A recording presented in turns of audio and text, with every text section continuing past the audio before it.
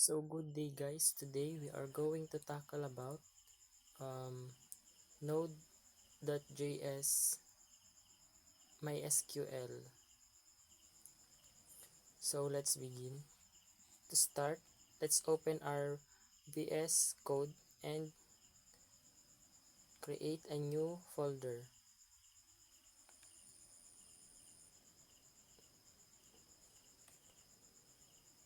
We will name it Node.js MySQL DB ILA.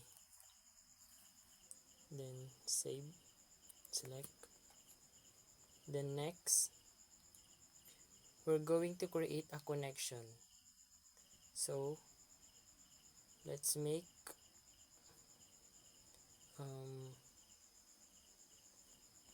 new file and let's name it my dbconnection.js. Then let's just copy the code in the module provided. Here we are setting up our MySQL so that it will be fetch on the data on the create connection.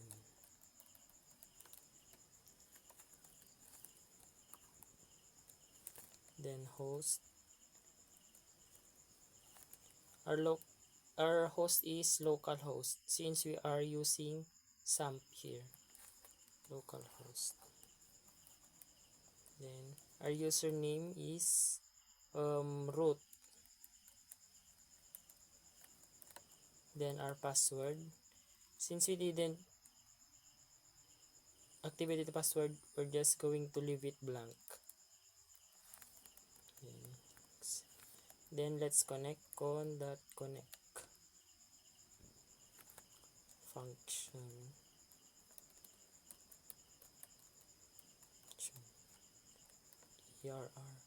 err short for error.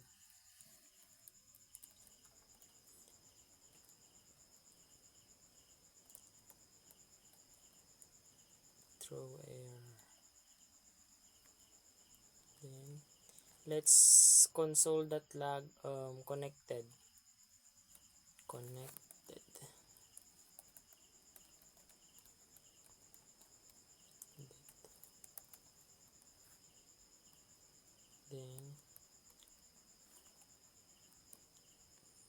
Then let's try to run it by opening our terminal. Then node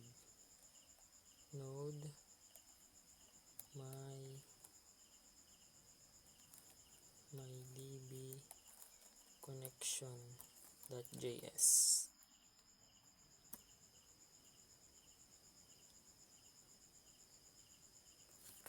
Let's wait. There it is. It is connected to our host. Now let's create a database. Let's create a new file. Then let's name it create_database.js. In here, we're just going to copy what is on the module. So we're going to make a database for student here. Student. Let's go back. There. Create a database. Okay. So let's just copy the my DB connection to save time since they are the same. Then let's connect it. Connect function.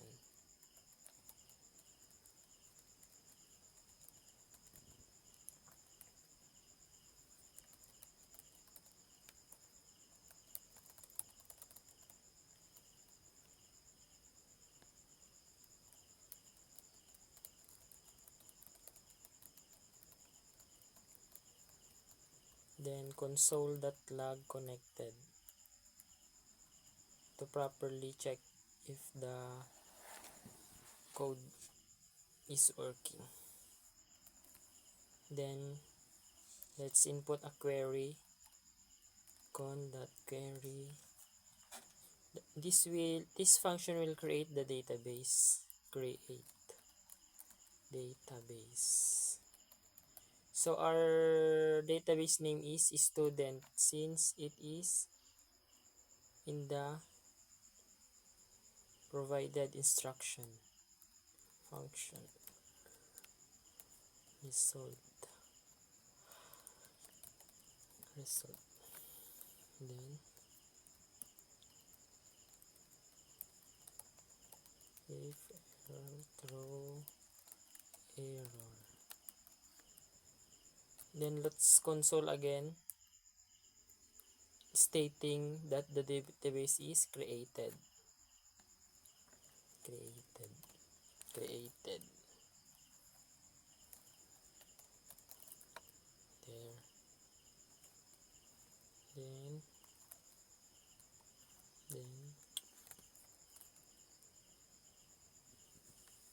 Then let's run the code if it is correct. So let's just close this and reopen the terminal. Then node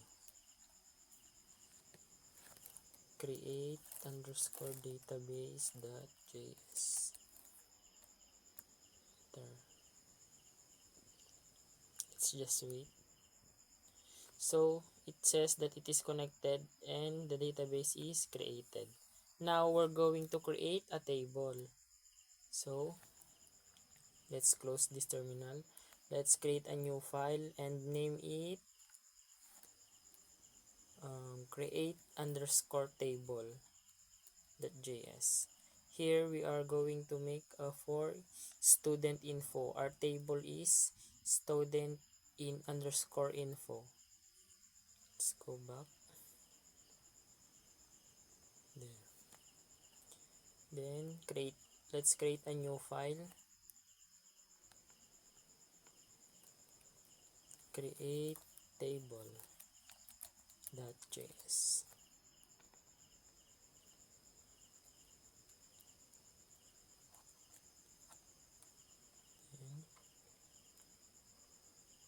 Wait. Let's paste. Then let's add the database. So our database here is student, the one we made earlier. Student. Then the con.connect function.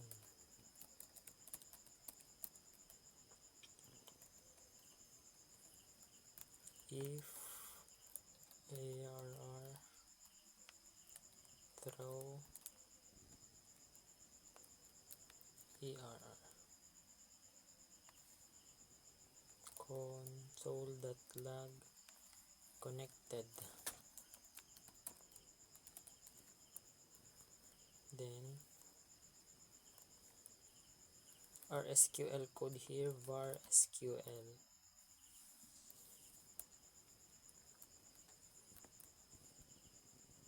Create table. So here I prepared the needed table, needed column names, ID number, F name, M name, L name. So just paste it.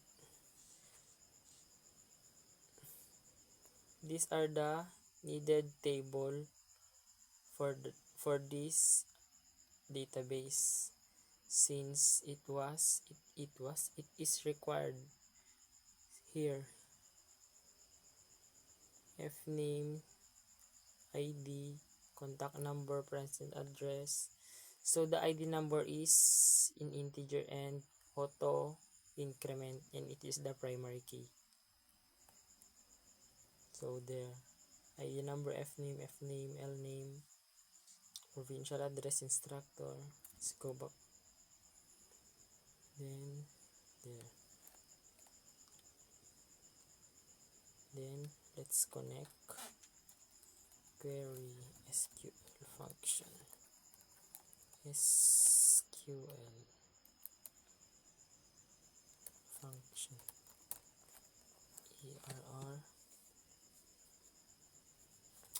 ERR result.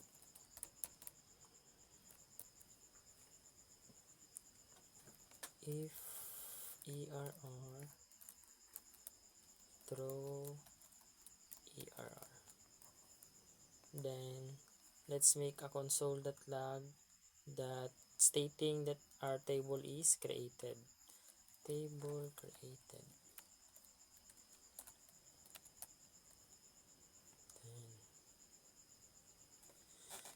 Then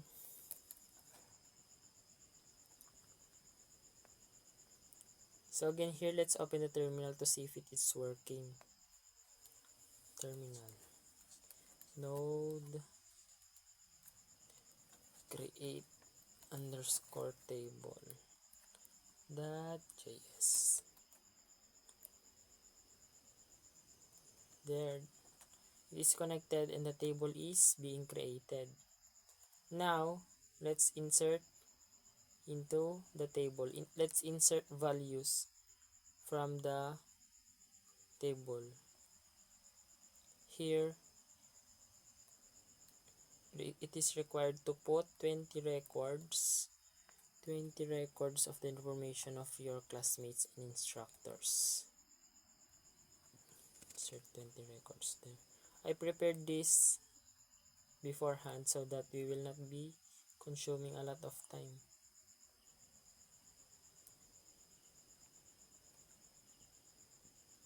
Let's go back. Let's wait. Where is here? Then let's close this terminal. Let's create a new file.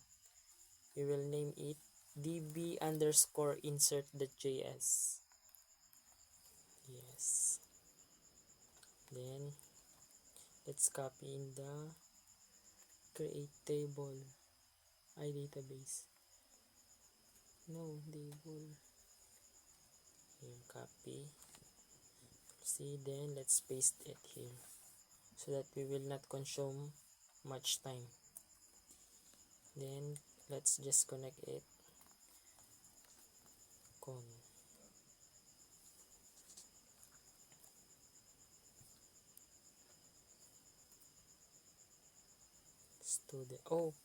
Student info pala yung table natin, kaya need nating palitan. So let's rerun this again to create a new table for name student info, since nagkamali tayo dun sa pag-create ng table kanina.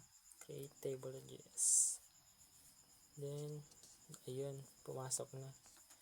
Then ulit there. Database pala natin yung student, pero yung nagawa nating table is student rin, kaya baka malito tayo, kaya palitan. Con.connect function.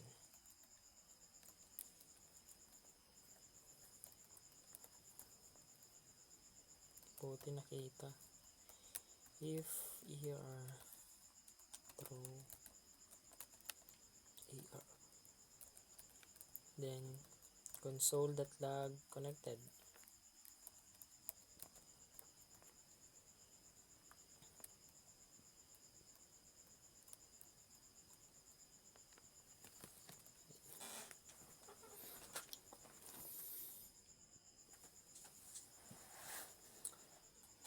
Connected. Then var SQL. Here we are inserting values. var SQL insert into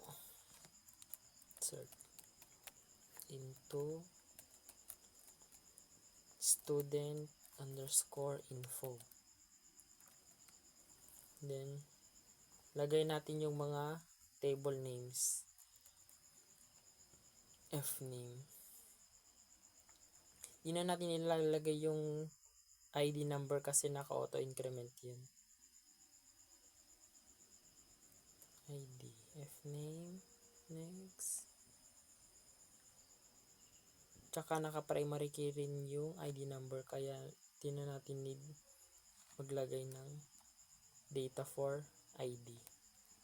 Fname, mname, mname, lname, name. Then gender, next. DOB is our date of birth. Then contact number, our present address,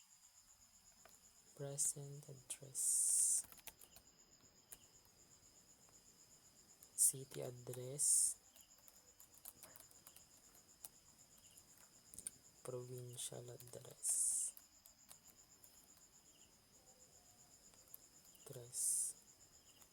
We also need school, course, year level, and instructor. Diba? Year level, instructor.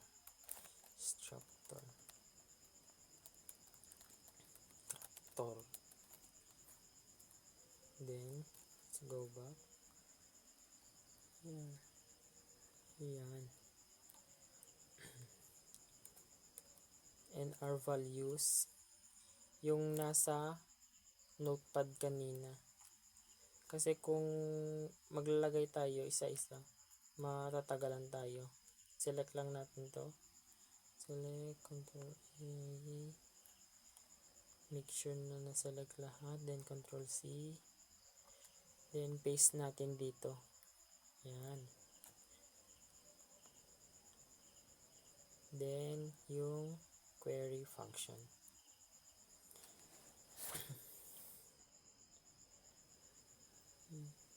Yan.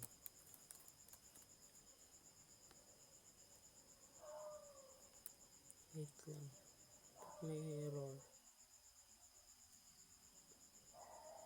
Check kung wait lang. Ayun. Palitan natin to ng tilde. Kasi nag-error siya pag double quotation yung ginagamit. Tilde. Yan. Okay na. Then, lagay natin yung query function dito.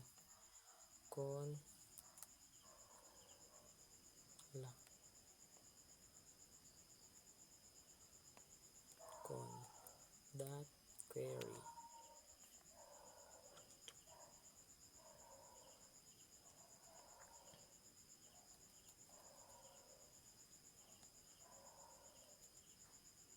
SQL function.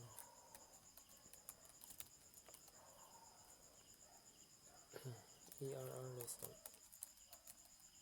Then if year throw ERR, then console natin, console.log. Since 20 yung nilagay natin dito, lalagay natin is 20 record inserted. Kasi dito 1 lang yung ginamit niya. 20 records inserted.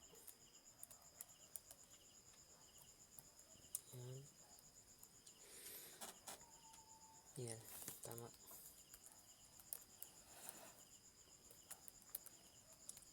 Then close natin yung terminal. Then open ulit natin yung terminal. So, yung terminal, dapat ganito yung result. Ikita natin. Node db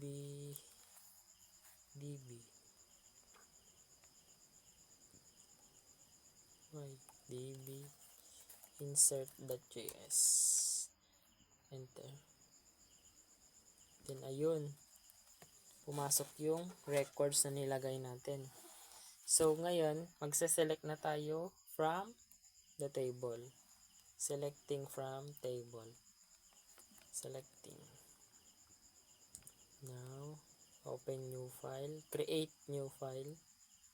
Close natin yung terminal. New file.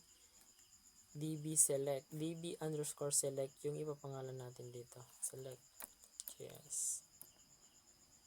Then, paste lang natin yung kinapin natin kanina. Highlight. Control C. db select.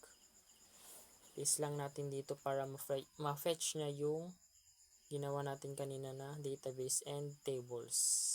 And yung mga nilagay natin na information. Connect. Function. If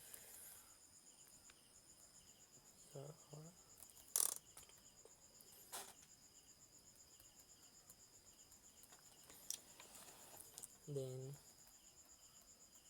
con.query yung SQL code na select asterisk from para ma-fetch niya yung lahat ng data na nilagay natin kanina, yung in-insert natin kanina. Select asterisk from student info. Yan, magaganda ng function na ERR result and fields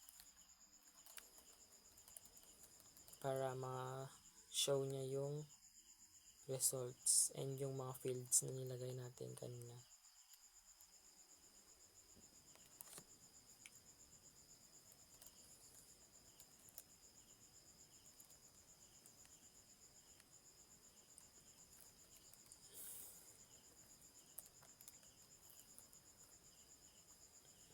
Then, console.log lang natin yung result para may pakita niya yung result na nilagay natin.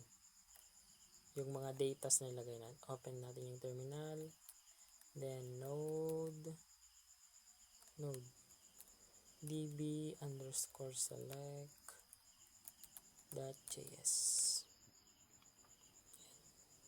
Wait lang natin. Ayun. Doon na natin, check na natin kung kompleto. Bella Grace.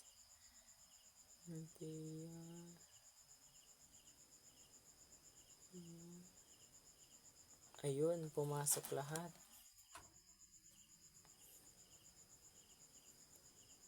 Ayun. Ngayon, close. Yung selecting columns naman, create tayo ng new file ulit.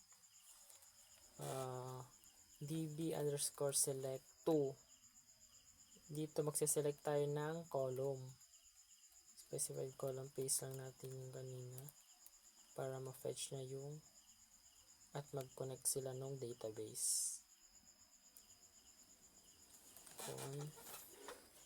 Connect function.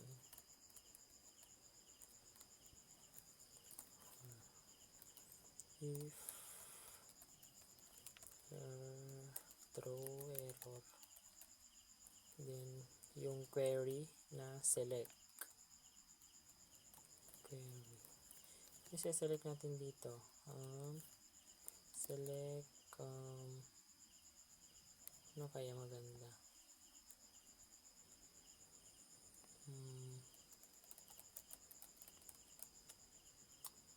wait,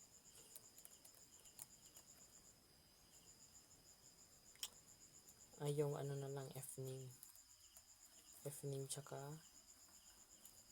DOB or date of birth, tas yung ano pa,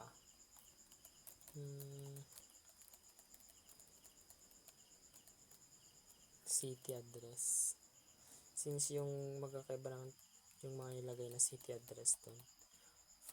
Fetch lang natin from student info. Then function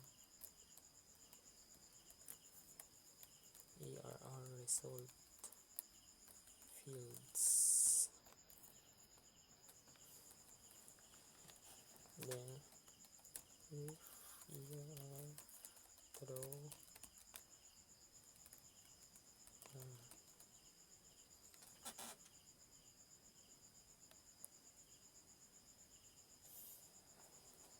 console.result para ma-fetch na yung mga results, needed results like yung fname, DOB, and city address. Open natin yung terminal para i-run natin yung code. So node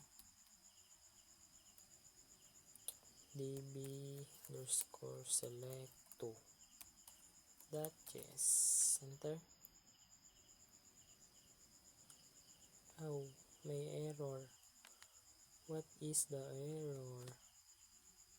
Yung connect. Ba't may kasi? Ulit natin. Node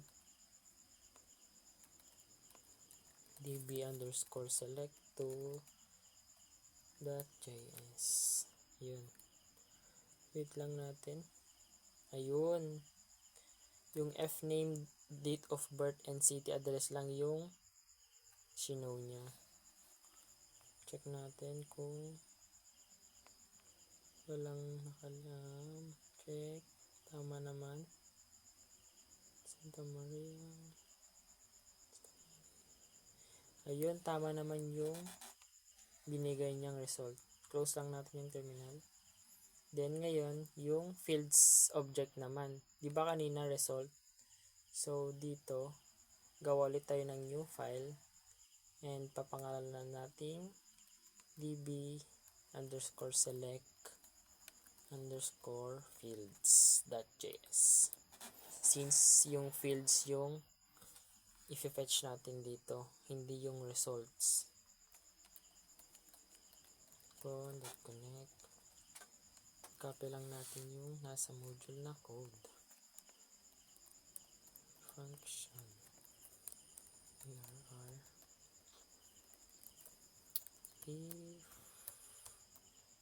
if err throw error. Then con.query dito select na naman, pero yung fields yung i-fetch natin, hindi yung table data. Lagay natin dito fname na ulit, yung DOB, then city address.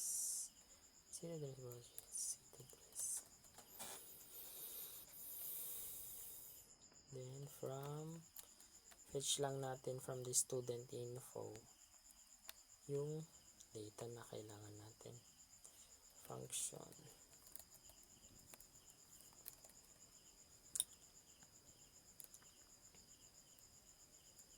result fields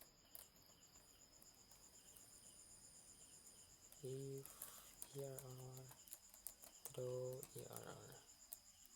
So dito ang console log natin hindi result kundi fields. Check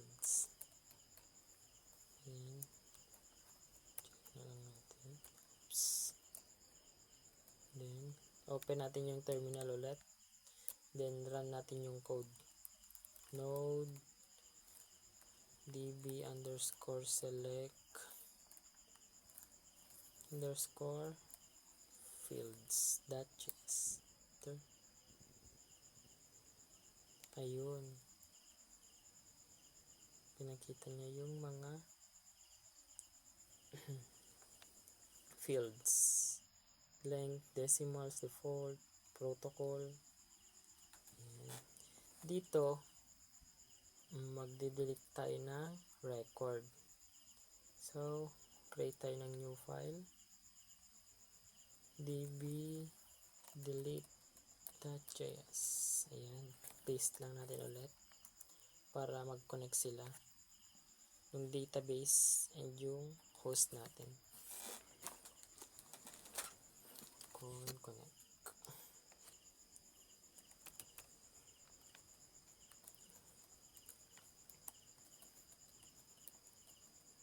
if bar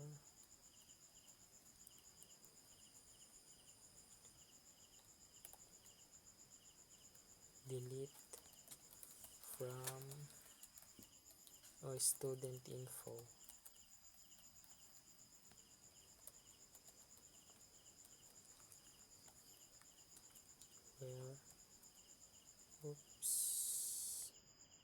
where natin ito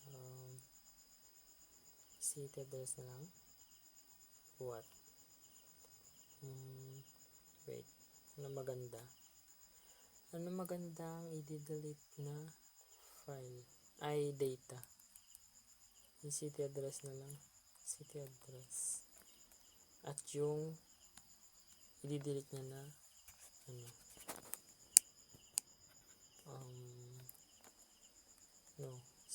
San Esteban na lang San Esteban since konti lang sila dun San Esteban yan then yung query con.query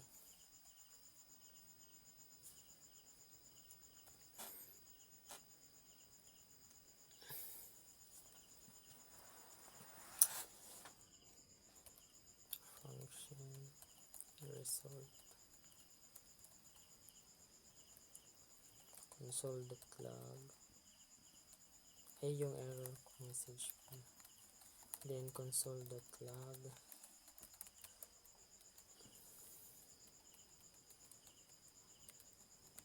number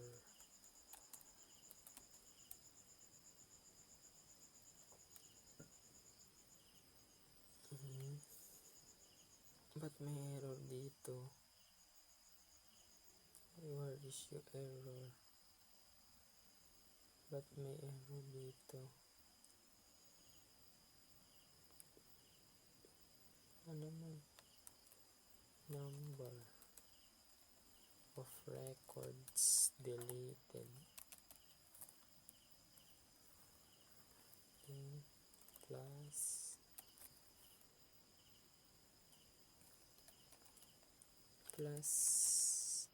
result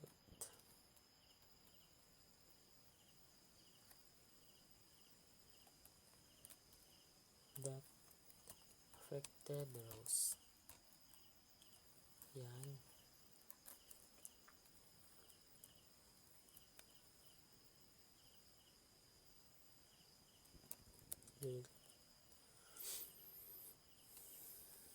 yan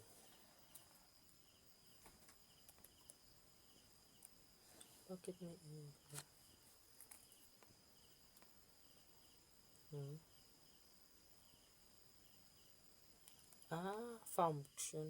function yun so dito dapat double check nyo yung mga spellings para di magmali yung code ngayon run natin terminal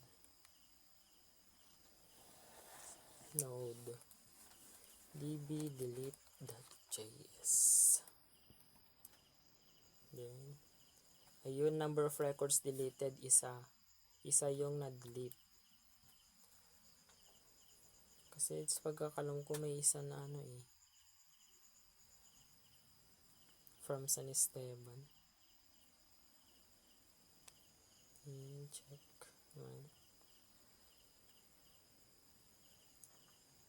so ngayon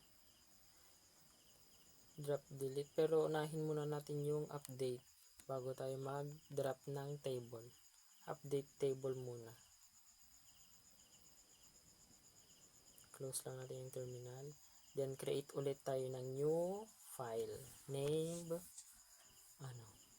db_update_js ay db_update.js pala paste lang natin ulit para mag-connect sila ng database and yung host if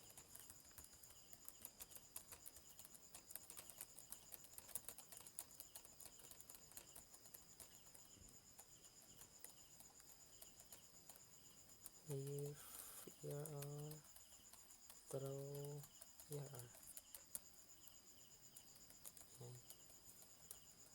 SQL update. So, anong i-update natin dito? Anong file? Anong data na update natin? Update student info. Ano kaya magandang update? Wait.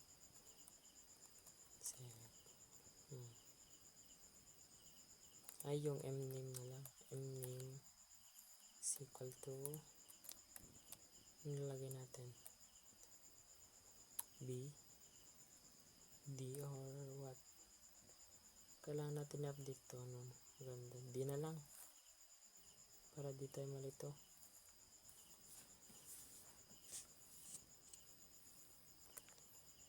Then, where? Dito, kung anong data yung i-update natin.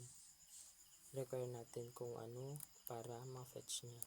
So, John Jairo. Kay Kuya John Jairo yung i-update natin. Update natin yung middle name niya. Then, con.query. Oh, query.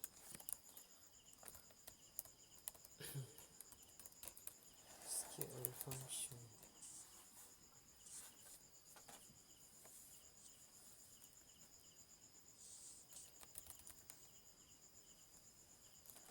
Result.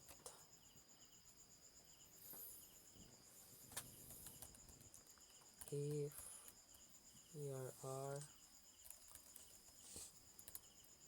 throw here, then console.log.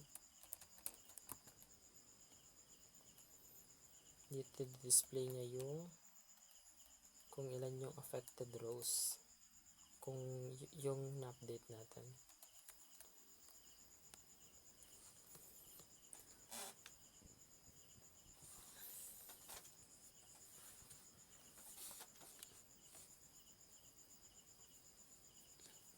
Then records updated.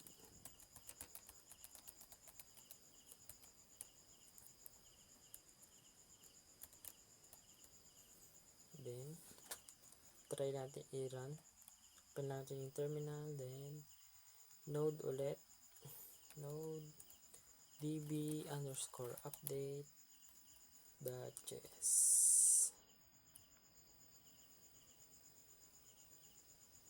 Yun, one record updated. So, yung data ni John Jairo is na-update yung mname niya to D.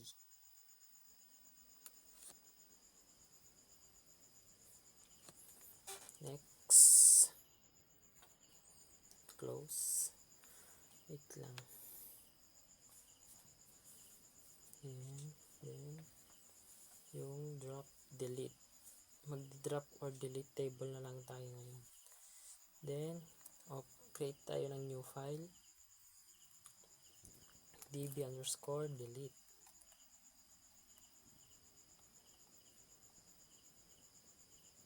Wait lang. Check na natin kung na-fetch ba niya. Student loading. Yung student info. Collapse. Ayun, nandito pala yung mga files natin. Yung mga datas na in-insert natin kanina. So, wait lang. Try natin mag-update ulit. Yung mname. Set natin to P. Yan. Then, run ulit natin para mag-update. Node db_update.js. Then, yan. Refresh lang natin if tama. If nag-update yung yan, pumasok. From D naging P kasi nag-update tayo. Then, balik tayo. Ngayon, mag-drop or delete table na lang tayo. So, rename lang natin db delete. Ay, drop pala. Drop table. Yun pala, drop table pala yung gagawin natin dito. Then, paste lang natin yung para ma-fetch na yung database natin na ginawa kanina. Wait, back. Itong student na lang, since yung nagkamali tayo kanina, yun na lang yung i-drop natin. Since wala rin siyang laman, kayo na lang i-drop natin. Ito, student. So, balik tayo sa module. Then, copy lang natin yung code mismo. Para di tayo malito. Function.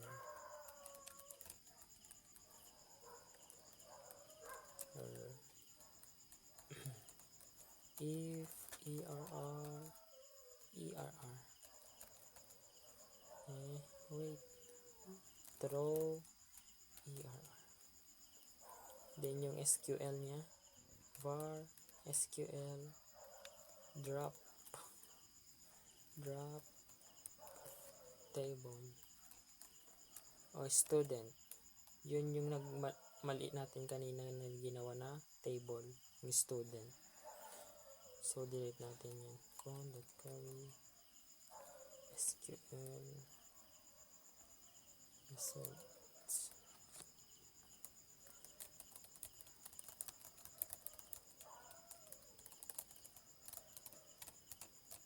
If err throw error throw.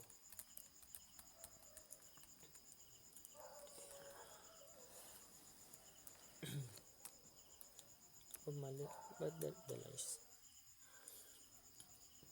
Dito, console.log lang natin na table deleted para makita natin if successful yung pag-delete ng data. I mean, pag-drop ng table pala. Drop table. Table deleted. Yan.